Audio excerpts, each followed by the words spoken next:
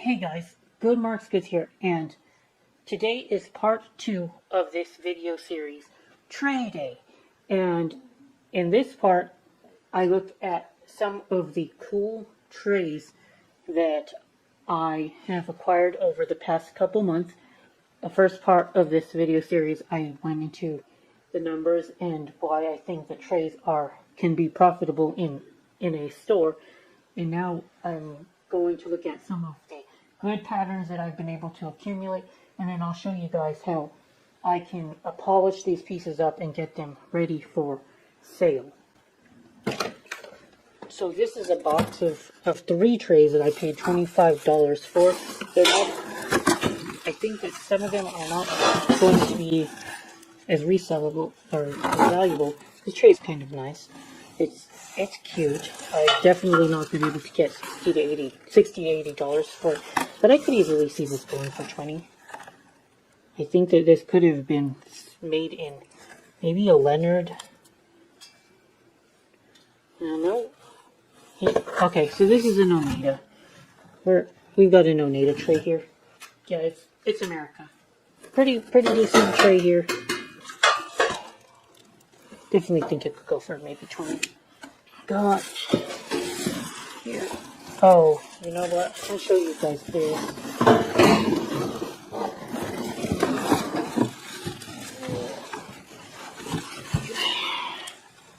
Yuck. Now, I've said in my previous videos that I don't like bright silver cream, and I think that this is what happened to this tray. Bright silver cream happened to this tray. Get that on the back. On the side here is all kinds of this gunk. It's dried up. Somebody took silver cream and just polished it up, and they weren't able to remove this gunk. It's going to be very difficult to do that, and it's going to take me a long time. Yep, it's cream, alright. Well, that sucks. But it is a nice looking tray. Let's see. Box. Do you all remember this piece, guys? This was a piece that had a lot of ugliness around the scroll here. This scroll border. That border over here was pretty ugly. So what I did was I took my own polish and went in with it. And then I also went in with isopropyl alcohol. And I was able to get into these grooves and make them a lot more attractive. I'm still working on a few of them, but it looks much better now, and I am way more confident in this being able to make a sale. My polish that I use will be way easier to, I guess, take off. Or, yeah, my polish is way easier to take off by rinsing it with water than a lot of other polishes out there in the market, and that's why I do like it a lot.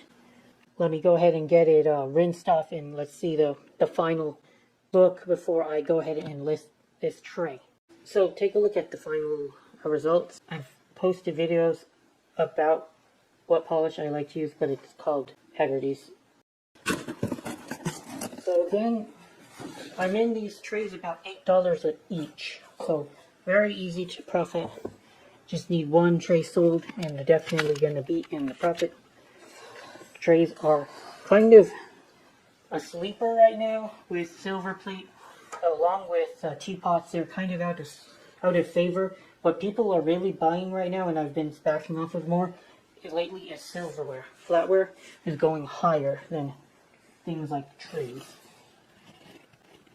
This is broken. As we can see, it clearly used to have a handle, and now it's no longer has a handle.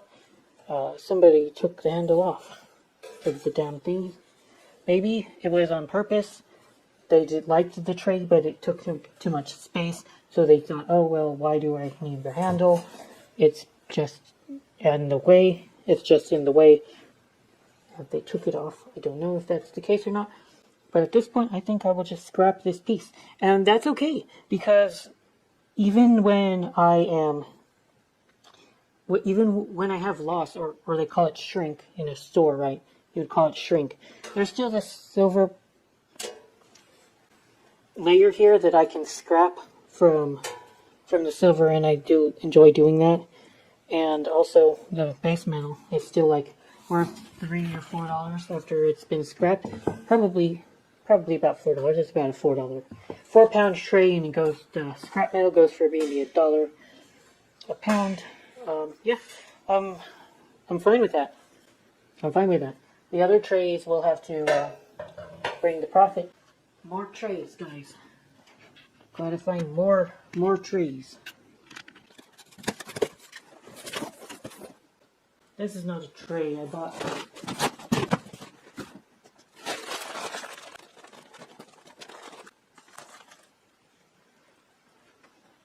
Wasn't meant to. I wasn't going to make this video about flatware, but I never remember that down pattern. But it's one of the most common patterns. This pattern, it'll go. It's nice to find that. That's First Love. This meat carving set, for sure. Definitely a good find. Found a good amount of it.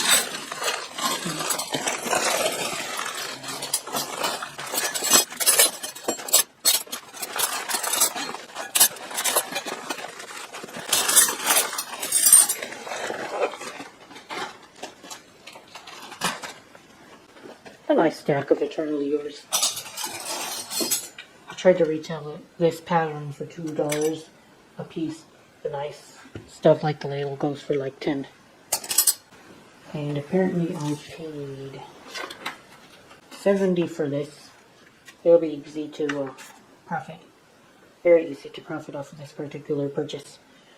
Eternally Yours is one of the better selling patterns of plate out there, and it's I would consider this to be a mid-century modern pattern.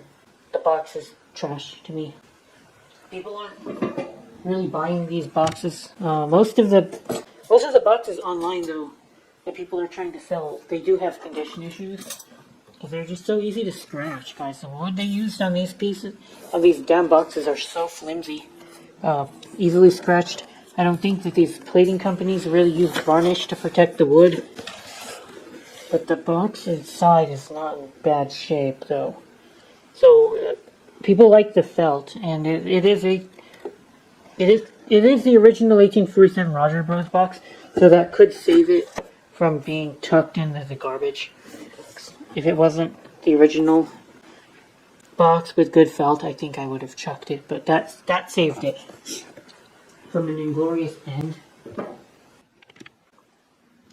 Well, that reticulated tray over there I showed you guys earlier is cooking right now. We're stripping the silver off of it as we speak. It's just being scrapped. Probably going to get around half an ounce to an ounce of silver off of that particular piece. Now, we've got this one. It's Baroque by Wallace. Baroque by Wallace. And this is one of the better selling patterns in silver plate right now. It's